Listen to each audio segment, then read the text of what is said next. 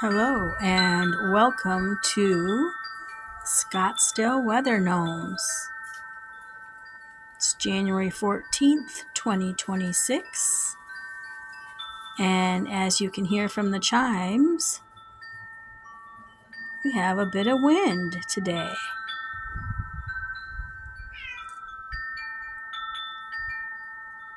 Our sign is blowing in the wind,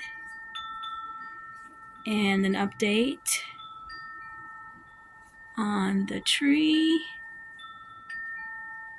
I'd say about 80% of the leaves have fallen off at this point. Most of them onto the patio, so we've done 3 rounds of leaf collection so far. Probably at least one more to go. We had a bit of rain 2 weeks ago, last week, sometime and then. And now we're back to sunny and 76.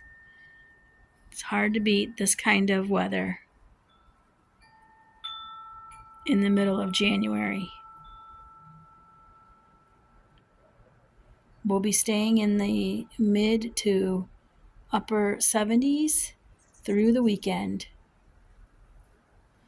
This is Washington, Ichabod, Enoch, Elysius, and Oliver signing off. Have a great day.